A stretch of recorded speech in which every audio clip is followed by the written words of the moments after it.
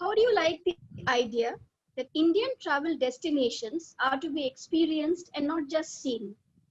In the early 2000s, a young local entrepreneur noticed that when his IT company bosses hosted visitors, the accepted practice was hire a cab, take them all to Mahabalipuram or the other routine hotspots.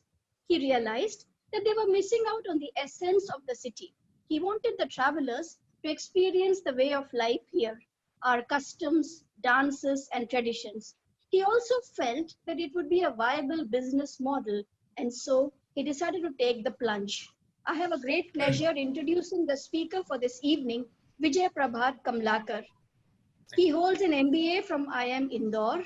He has worked in the tourism, banking, and IT industries, worked in organizations like HSBC and TCS. He started a very simple concept company called Storytrails, an organization that designs unique story-based walking tours and experiences. These structured trails are an attempt to showcase the local way of life to visitors through the medium of storytelling. So popular that within 5 years, he also became the co-founder of a Singapore-based company called Tail Tripping, which is into the development of location-aware audio tours. Today, these are now available in multiple locations, including the National Museum, New Delhi, the Egmore Government Museum, etc. Vijay has received many awards. To name a few, the British Council presented him with the Young Creative Entrepreneur Award in 2012, and he also attended the Fringe Festival in Edinburgh. He was also awarded a Youth Achiever Award for Innovative Entrepreneurship by Yuva Shakti. His company, Storytrails, has been a regular recipient of Certificate of Excellence from TripAdvisor and the top-rated and best local operator recognition from Viator. Recently, in the year 2019, they won the Best Walking Tour Operator Award. Little bit about the speaker. He loves history, stage, puns, and words in general. He's a regular guest speaker at travel and tourism meets.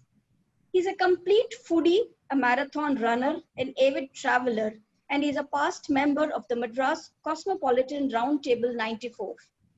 Vijay talks on destination storytelling and use of technology in tourism, which is the need for the hour, and many travel trade meets, including the International Conference on Travel Technology, Kochi. He also talks on history, heritage, culture, and story-based experiences at many speaker forums, including the TEDx. Finally, he also talks on travel, tourism, and entrepreneurship at many universities and colleges, inspiring young students at IIM Ahmedabad and IIT Madras. We welcome you to our club, RCCT Vijay. Thank you so much for accepting the invitation. Thank you. Thank you for that introduction, and thank you for having me here. It's a pleasure to be here. Can you all hear me? Yes, we can hear you, Vijay, and I've given you the screen sharing option also if you want to share anything. I will do that. Yeah. So that was a lovely introduction, and I'm really not an expert. I'm not a historian of the city. I may reel off a few dates and names for the purpose of this presentation, but trust me, I have mugged these up at some point in time. What I am, though, is a sucker for stories, and especially the juicy, gossipy kind of stories, which help us connect a site, a monument, or a place in the city to something that we can relate to. And these are the gossipy kind of stories that I will share with you today. Feel free to stop me at any point in time and ask me a question. If I know the answer, I'll very happily share it with you. If not, I'll try and invent a story and see if I can get away with it. Now, we'll work within the limitations of this format. I would have loved to have it as a more interactive session, but instead of just me reeling out story after story, what I thought we could do is see if you can tell me some of these stories. So what I have is a set of slides that I will share now. And each of these slides has a couple of images which are connected by a story. And I would love it if you could guess an outline of the story that connects those two images that are there on the screen. And I'll actually, let me just start sharing the screen, then I can tell you a little more about it.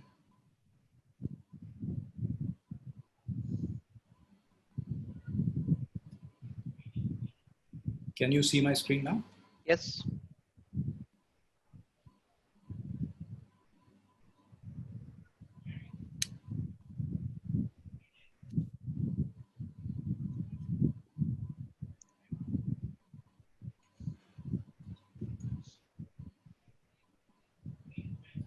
So I have selected a few stories for the purpose of this presentation, and they are not exactly stories of the city's history, but they are stories about sites you would see in the city, and they connect to some interesting story about life here or of life during the times when the British were here.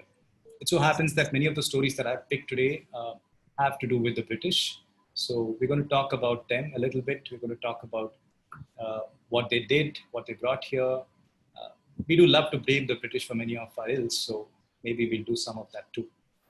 Uh, Very quickly about to add to what was said in the introduction. We started in 2006 Storytrails. Our work is primarily to use stories to showcase local way of life in the country. We run walking tours, which are present in about 5 cities today. We also do audio tours, which are available in multiple other cities and at monuments and museums. These are location-aware apps tours that you can download to your phone and experience them offline at any point in time. We have these in a few cities in India, a tour in Singapore as well. Of late, thanks to the new normal, we Hey, ventured Vijay, into. if you could go full screen mode, if you don't mind. Can you see it full screen now? Oh, sorry, I think I pressed it. Now. Yep, thanks. Yeah. Yeah. Is this better? No, it's actually not full screen. No, you actually need to do a slideshow. You need to click on the slideshow icon. Right at the bottom. Bottom left. Yeah, you yeah. could Now do it's it. fine. Yeah.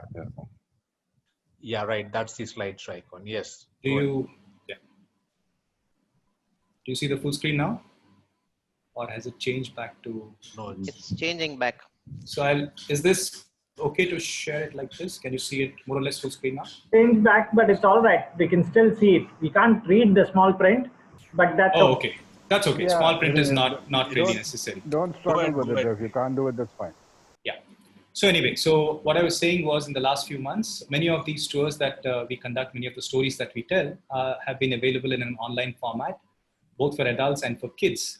And most of them largely are to do with exploring India, Indian festivals, life here, history, architecture, and so on. So much about us. Let's get started with the stories. I am not sure how much time there is. I picked about 4 or 5 stories, which should take about half an hour, I think. Is that okay? Yeah, that's okay. All right, so the format is simple. There are a couple of images on the screen. They are monuments in Chennai, and they are connected by a story.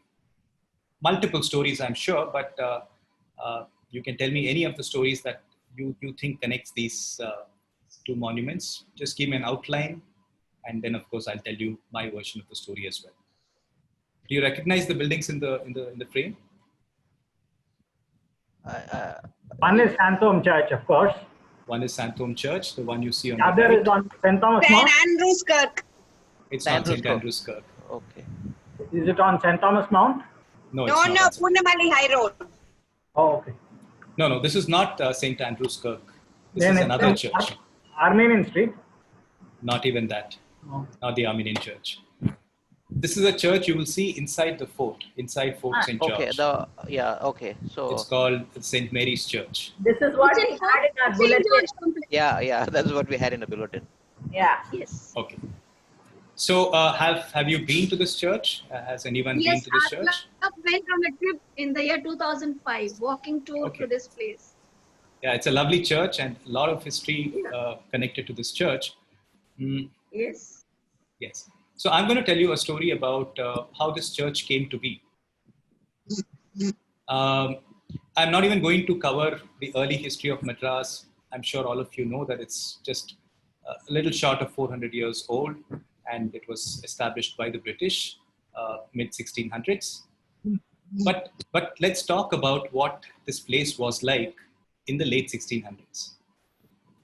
Remember, it was a garrison of the East India Company, and it was populated by a lot of men.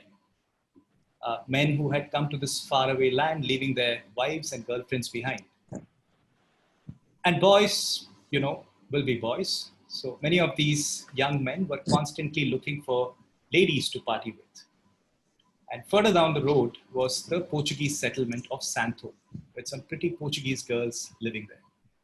So apparently all these young men used to make a beeline to Santo to party there. And this was definitely not liked by the bigwigs at the fort. Why? Why do you think the bigwigs might have had a problem with something like this? You see, it was okay for these young Englishmen to go out with the native brown women. But imagine an Anglican boy going out with a Catholic girl. Sacrilege, right? That could not be allowed. So strong was this feeling of being Anglican in the fort that the community elders there got together. They wrote to the East India Company saying, let's build a church here to keep these youngsters on the right path. And the East India Company, of course, said yes, of course, good idea, but no funds came from there. So all these people living at the fort collected funds, put together money to build what is today the St. Mary's Church at the fort. Now, the problem was that all the military engineers there, they were used to building forts and barracks. They had never built a church before, but they tried. And the result is a rather funny looking church. It has walls some of these walls are nearly 2 meters wide. And the ceiling is said to be so thick that a cannonball would bounce off it. But thanks to how strong the structure is, it is today the oldest Anglican church this side of Suez Canal, not just in India, but this side of Suez Canal. And it survived for over 300 years. But after the church was constructed, there was a problem. You see, so by then, some of these Anglican boys had already married those Catholic girls. And the big question was, if they had children, what would be the fate of those little ones? So the church ruled that they would all be brought up as Anglicans in the faith of their fathers.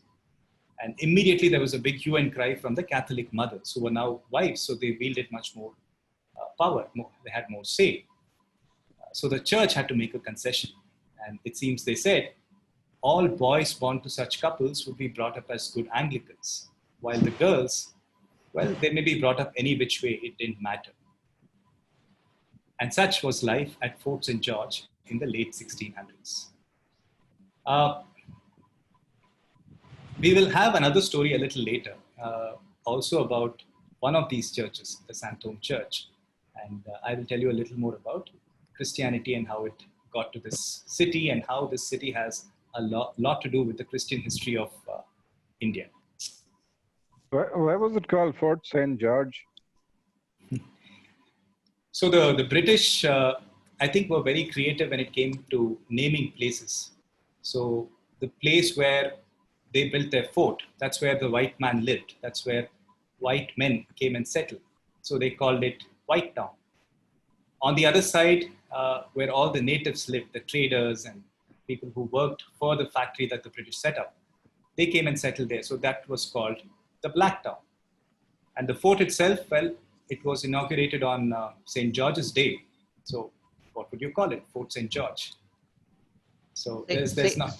St. George is also the patron saint of the British. So. In fact, one of the next stories has got to do with that. Maybe I will skip to that story first. Can you see what's in the picture now? Do you recognize either of these images? Do you know what these images are? One is St. George, the statue of St. George in Georgetown. Kohinoor, is it? Was it a Kohinoor. Yeah, the Kohinoor diamond. No, that is not the Kohinoor diamond. That's not the Kohinoor? Okay. That's also a crown. That's also a crown that is in the Tower of London, but that is not the one. That's the coronation crown, right? Yes. It's called the Imperial Crown of India. Imperial Crown. Okay. Hello. Hello. Yes. Yeah. We can hear you. Yeah. Yeah. So the statue that you see there, like someone rightly said, is a statue that you would see in the midst of the Flower Bazaar market. And it's mostly forgotten today. The year 1911, it's quite a significant year for India. Do you know why that year is significant in India? What happened in 1911? The emperor visited.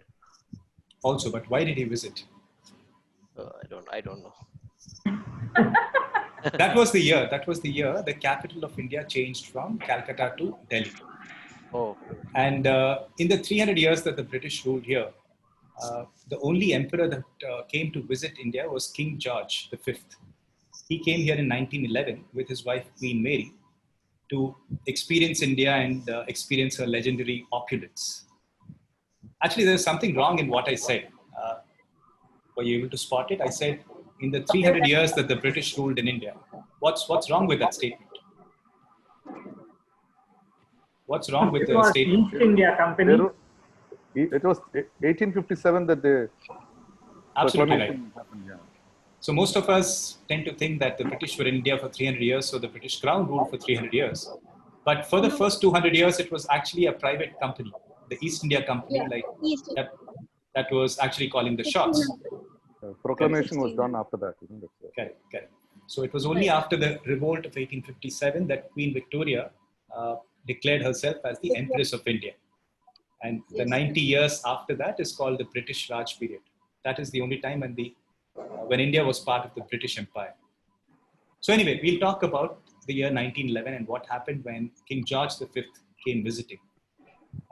It was also significant for Chennai because that's when Blacktown came to be called Georgetown, again in his honor. He didn't come to Chennai, but it was renamed in his honor. So when this king visited, the British government in India at that time thought this would be a great time to show the Indian kings who the boss really was. So they invited all Indian kings to a darbar, a coronation, to meet their king, King George V. And it was a gathering like no other. Dozens of rich and powerful Indian kings with their king-sized egos. So some protocol issue had to crop up, and it did. You know, the Indian kings loved their bling, and the more powerful the king, the blinger his crown. And they were really fond of their crowns. But the British government made it clear that at this gathering, only the British emperor would get to wear his crown. But how do you tell all these Indian kings, powerful Indian kings, some of the richest men in the world at that time, how do you tell them that they could not wear their crowns in his presence? So the British came up with a clever plan. They designed a new head ornament. They called it the serpage. They gave it to all the visiting kings and positioned it as the chic new thing to wear. So all of them wore that crown that day.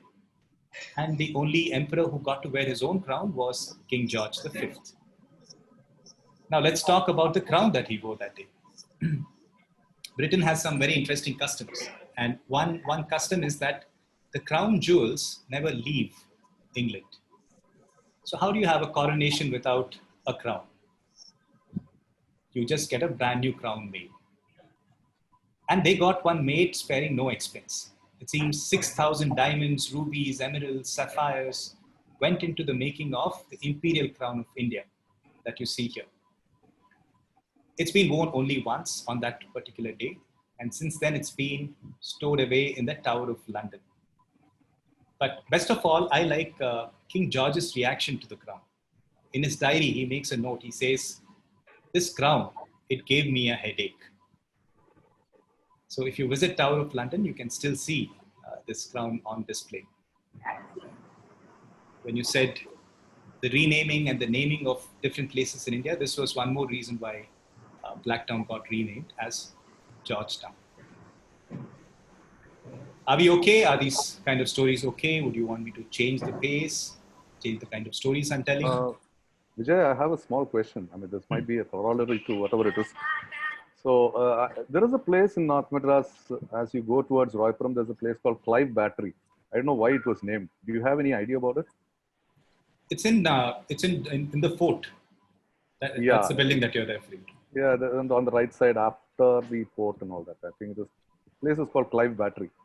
I don't know for what reason it was named. So I just wanted to find out if you knew for it. No, I don't know much about that particular place. But there is a Clive's more like a house. garrison. It was more like a garrison, actually speaking. I would imagine. Yeah, I would imagine if that's what it is called.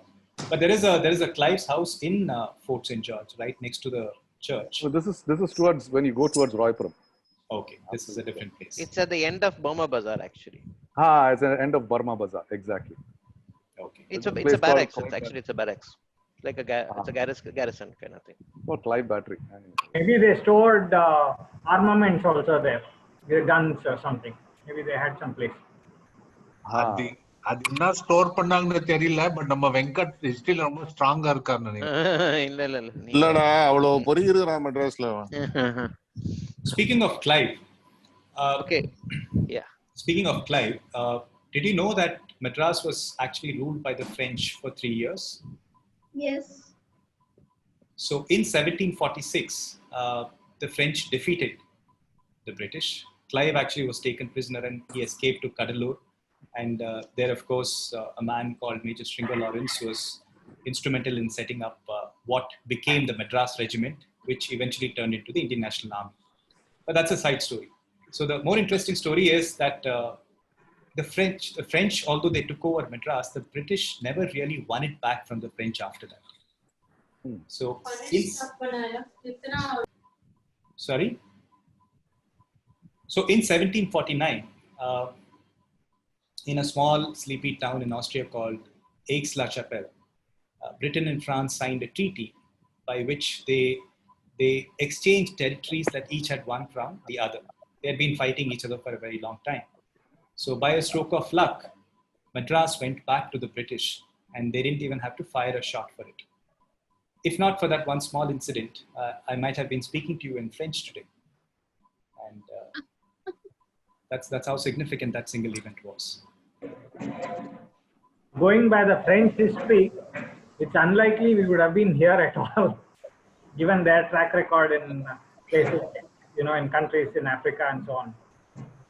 Yeah, possibly yes, but they were the last to leave. So if you go to Pondicherry, they celebrate Independence Day, I think, on 3 days. Okay. They get 3 holidays. So even after they said we are going to leave, it took them another 10 good years to actually leave.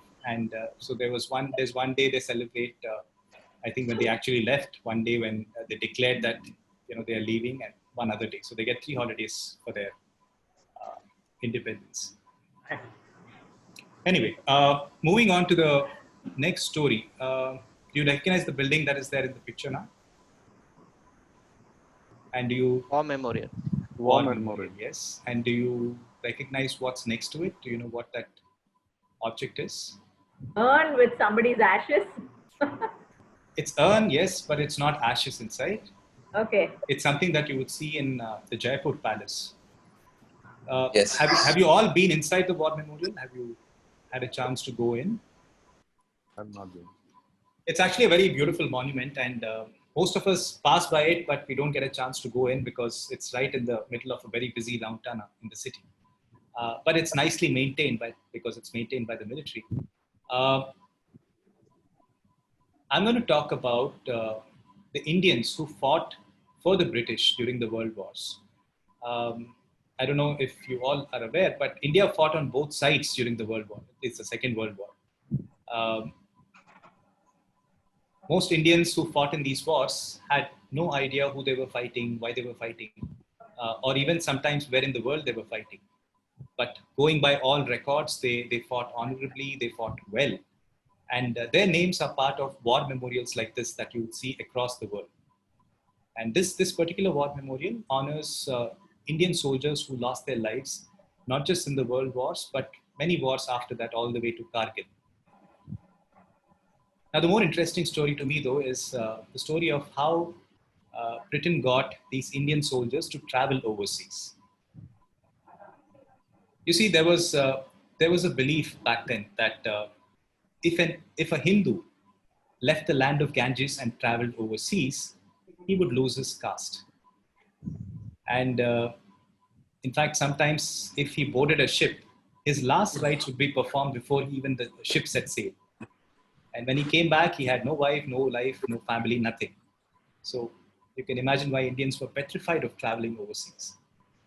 So how did the British get these Indian soldiers to travel and fight in these wars? For them, it was another case of the Muhammad and the mountain. And they came up with another clever plan. They said if Indians cannot leave the land of Ganges and travel overseas, they would make Ganges travel with them. So they commissioned these huge urns, filled it with Ganges water, loaded it onto their ships, packed all these reluctant Indians onto these ships, and set sail across the world. It worked because in all, over 2.5 million Indian soldiers fought alongside the British during the World Wars. And very soon it became the way for Indians to travel overseas. So it seems in the early 1900s, when the Maharaja of Jaipur had to travel to London, he got 3 gigantic vats made in silver, of course. Each of them could hold 9,000 liters of Ganges water. So he loaded them onto his ships, set sail to London. And in London, apparently, they became the talk of the town. King Edward VII, it seems, was fascinated. He came to see these vats and greet the king. A very anecdotal story, of course, goes that on his way out, the king wanted to shake the hands of the Maharaja. And what was the Maharaja's reaction? It seems he went and promptly washed his hands in the Ganges water. After all, the touch of this beef-eating white man had to be purified. But today you can see one of these silver vats displayed at the Jaipur Museum. And that's a story that helps me relate to this monument that you see in Chennai, the War Memorial, and many more like it. It's really fascinating because when you go inside, you see all the different places that these soldiers fought at, inscribed on the walls of this monument. You will see Kilimanjaro, you will see Syria, you will see all kinds of far-flung places.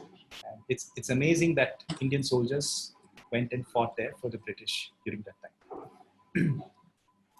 I said Indians also fought on the other side. Do you know who they fought for or why they fought on the other side? Alongside the Japanese? Yes, alongside the Japanese. And that was the regiment, that was the army that Subhash Chandra Bose created. The Indian National Army, INA. INA. The Indian National Army that Subhash Chandra Bose was instrumental in putting together. His idea was that, enemies of the British were their friends, were our friends. So he even went and met Hitler. He wanted to ally with Hitler, fight alongside him. And he wanted to fight, or he fought with the Japanese. And of course, it didn't turn out very well, but that's where we were fighting alongside the other side during the World Wars. Sorry.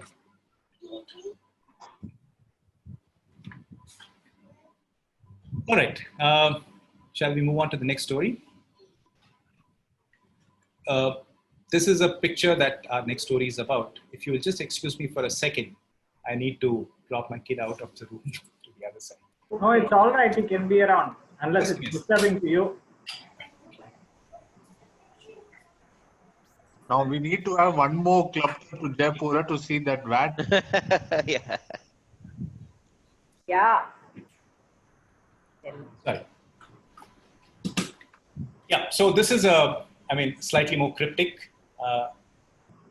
Maybe the picture on the right side will give you a clue. It's something that relates to a monument in the city. The other one is just to connect it to St. Thomas. Kerala.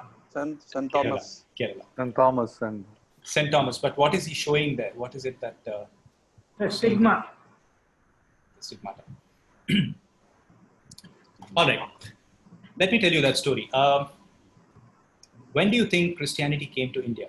If I say India today, to most of my visitors, the last religion they would associate with India is Christianity. We have 1492. So we have all of about 32 million, or give or take a few, Christians in India, which is, by the way, more or less the same number of Christians as in UK or in Germany, France, many of those places. 1492 is not the right answer. Vasco da Gama came to Oh, BC. this is St. Thomas came to Kerala. St. Thomas came to Kerala. He also came to Madras. Yeah. And that's the story I'm going to tell you now. Story is that Jesus was crucified in 33 CE. And when he died, all his apostles, who were the closest disciples, they drew lots to figure out where each of them would go and preach and spread his message. One of them was St. Thomas, and he picked Asia. And his journey was a long one. So from the Middle East, via the Red Sea, into the Arabian Sea, he reached Kerala in 52 CE. And it seems there he spoke of Christ and his message, and his talks were very popular. It seems people flocked to listen to St. Thomas. And they say the very first churches in India were established in Kerala in 52 CE. When I say a church, I'm not referring to a grand monument. What I mean is a group of people who accepted that Christ was a Messiah. Now, this group of Christians still exists, and they're considered to be amongst the oldest practicing Christians in the world today.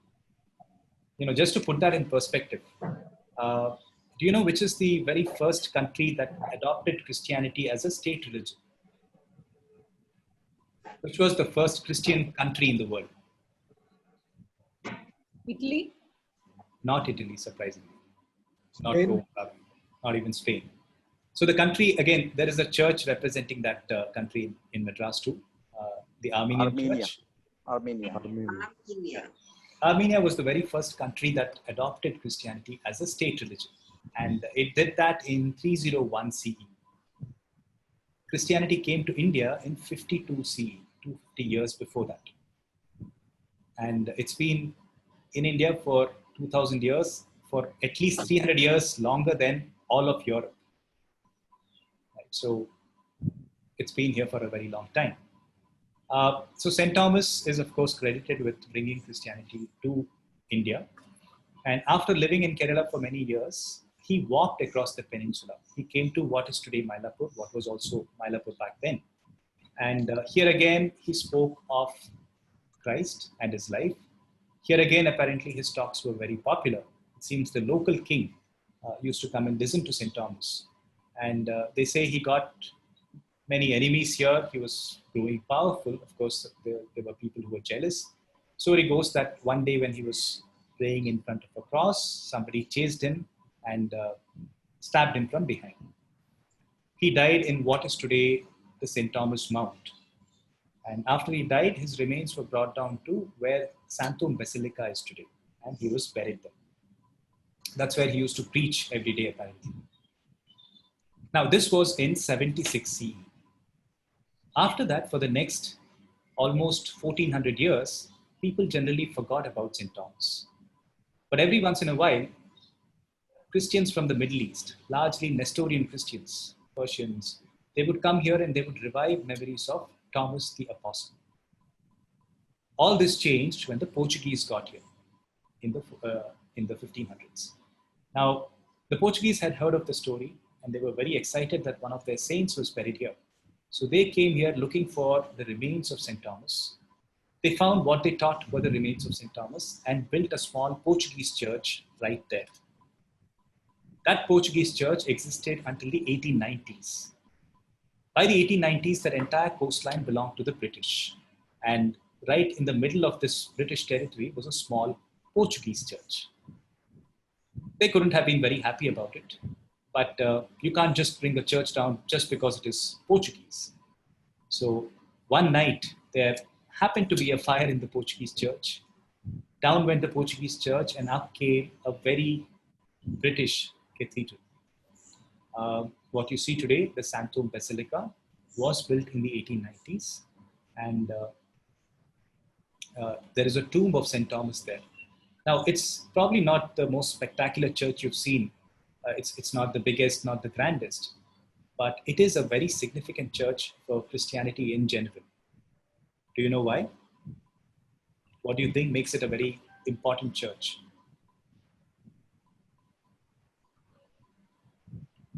There are only 3 churches in the world which are built on the remains of an apostle of Jesus Christ. There is St. James, there is St. Peter's, and there is St. Thomas. So in that sense, it is a very, very important church. Pope John Paul visited the church in the 1980s during his time. So what is that image on the right got to do with this entire story? So St. Thomas, now he doesn't find a lot of mention in the Bible. He's referred to about 4 times in the Bible. And in all these places, he comes across as someone who does not really believe in the power of Jesus Christ. And story goes that when Jesus was resurrected, he appeared to all his disciples, and St. Thomas refused to believe. He said, "Until I touch the wounds on his body with my own hands, I will not believe that he came back to life." And it seems Jesus very obligingly appeared to St. Thomas, allowed him to touch his wounds. And St. Thomas fell at his feet and said, "My Lord, my God." And Jesus said, "You have seen and you believed, but blessed are those who do not see and yet they believe." The basis of faith in every religion, you don't see, but you believe.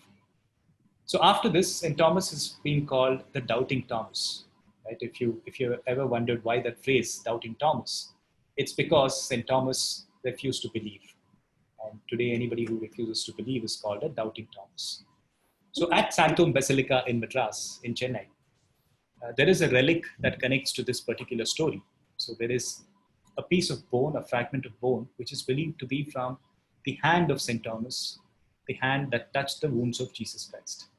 So that's another reason why this church is considered to be such a significant church for Christianity in general. Vijay, sorry to interrupt. Have you been to the Little Mount? Yes. Have you been to the Little Mount Church? Yes. There is apparently a cave of St. Thomas in that Little Mount Church where he was hiding. Yes. So there are also other marks. So the story is that he was at Little Mount when he was attacked. And from there is a small window which you can see there at that Little Mount Church. That's where he escaped from. And then he ran to St. Thomas Mount. And that's where he was finally killed. Yeah. That's the story. So all these 3 churches are very closely connected to the story. And one thing which I didn't like in the St. Thomas Mount Church is, I mean, I go to St. Thomas Mount Church quite often. If you see those pictures of guys attacking St. Thomas, everybody is wearing a poonal. So this imagery is very, very fascinating. You know, if you look at the pictures of apostles at the Sanctum Basilica, none of them look Middle Eastern. They all look like Hollywood stars. And Marco Polo made this very interesting observation about Mylapore, about Hinduism actually. He said, these are very funny people. They're all dark, but their gods are all fair. And if you look at any of the idols, any of the images on the Gopuram at Kapali temple, or any temple for that matter, you can clearly tell which are the gods and which are the demons. Right? All the slim, fair-looking figures are all gods. All the pot-bellied, whiskered, darker figures are all demons. So we've been racist for a very long time. Ishwar, I'm sure you have many good memories from St. Thomas Mount. Absolutely. I was gonna say, Sanjay, Ishwar, get the hint. All the scary looking pot bellied with big mushes, all of them are demons. I love to be a demon. And how come you missed the Lust Church, Vijay, which was the oldest church in Chennai, as far as I know? The first church built in Chennai was the Lust Church by the Portuguese, is what I heard. Yeah, that is correct. So it's a Portuguese church. So Chennai, that way, is very interesting when it comes to Christian history, because you have various denominations being represented here. Lust Church, of course, was the very first one that the Portuguese built. Story again is that there were a bunch of sailors who were stuck at sea in a storm, and they were very desperate. They called out to God, and they saw a light shining on the shore. And when they were safely ashore, they built a church there. Luz or luz in Portuguese is light, so that's why it's called the Lust Church. And it's a very nice, very beautiful church. It's a Catholic church, of course. So there is Catholic, there is Anglican, there is Armenian Church, which, by the way, is neither Catholic nor Protestant. It is a church that belongs to the Church of Orthodox Church, Eastern Orthodox Church. So that's a different denomination. Then you have the Scots who built the Andrews Kirk in Egmore, another beautiful church. So, the stereotype is that if you come to Tamil Nadu, if you come to Chennai, you've got to visit the temples, which is fair because there are some nice temples and beautiful history to many of them. But this part of the history gets missed out a lot. You see that in the travel trail. Anyway, I think I'll end with one last story if you have the time for that. Is that okay? I'm sure you've seen this. I'm sure you know what building we are talking about. Yeah, Ice house. Ice House. Ice House or the Vivekananda Illam. And the image that you see, the black and white image, is the same building that we see in the other.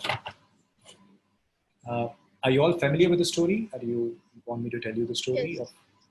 The British used to bring the ice from and store it here. Yes. Yes. That is more or less the gist of the story. If you were an Englishman living in Madras in the early 1800s or late 1700s, life must have been tough. Language was a barrier, mosquitoes were plentiful, and then of course there was the unrelenting heat. And the British never really learned to deal with this heat. Even in the searing summers of Madras, they would often dress the typical English fashion of the times. Many, many, many layers. It's a shirt with a high collar, tight pantaloons, waistcoat, overcoat. And if you were important enough, even a wig, top hat, and gloves sometimes. So at the end of the day, I'm sure they yearn for something cold. Right? A mug of chilled beer might have really hit the spot. The beer was there, but where was the cold? Because we are talking about a time before refrigeration. And around that time, in the US, there was this very enterprising young man called Frederick Tudor. Now, Frederick Tudor was from New England. He lived in Boston. And Boston is full of lakes. And in winter, these lakes are full of ice. So one day he saw all that ice and he had a eureka moment. He said, if I can ship all this ice to the tropics, I would make a killing. And he made his first ice run from Boston to Havana. It was wildly successful. And then he got a little more adventurous. He said, what if I bring ice all the way to India? Now, in those days, a journey to India from there would have been at least 3 months by ship, largely across warm tropical seas. Would the ice survive? He decided to risk it, but he had an idea. What he did was he insulated the ice with pine wood sawdust, which was plenty in New England. He insulated it that way, packed it very tightly, these ice cubes, into his ship, and the ship set sail. And they reached Calcutta. When they reached Calcutta and when they opened the hold of the ships, what do you think they saw? They saw ice. It seems almost 2/3 of the consignment had reached safe. And the people were so overjoyed, it seems, the people in Calcutta, that it seems they declared a holiday to celebrate. And every time these ice ships docked, people would queue up to buy ice. And some of his earlier trips in the Americas were unsuccessful because he realized that by the time people bought the ice, much of it had melted, even though it reached the shores safe. So he decided to build ice houses in all these places where he was docking. And here in Calcutta, people were so thrilled with the ice that people pooled in money. And within 3 days, they raised enough funds to build an ice house, which they leased out to Frederick Tudor. So very soon, 3 ice houses were built, one each in Calcutta, Madras, and Bombay. Only one of them survives. And what you see here is the ice house that was constructed. Frederick Tudor, of course, died a millionaire. He died after refrigeration had been invented. By then, much of his business had also melted away. But he'd already made his money because he had a monopoly on ice trade in India. So how did that building end up looking like this very decorated building? It looks like a cake with a lot of icing. Right? So after Frederick Tudor's business melted away, the building was purchased by an Indian lawyer named Veligiri Iyengar. And he decided to make it more homely by adding windows and verandas. In 1897, he invited Swami Vivekananda to come and stay here for a short while. that was the year when Swami Vivekananda had addressed the Chicago Parliament of Religions, and he was greatly acclaimed. So Piligiri and his friends wanted him to stay here and spread his message in the city. So he stayed here, and a branch of the Ramakrishna mission that Vivekananda established, that began operations from this building.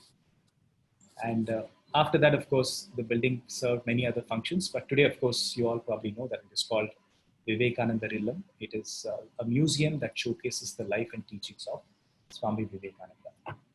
So that's the journey of this particular building, from ice house to a museum for Swami Vivekananda. That ends my story set. Oh, this is another image. I won't tell you the story, but I'm assuming that many of you are familiar with this connection. Do you recognize the two buildings in the picture? Yeah, actually we covered it. It's Yale University and... Yes. Okay. That was another story. Anyway, thanks. I hope you enjoyed some of these stories. I hope you took away something from it.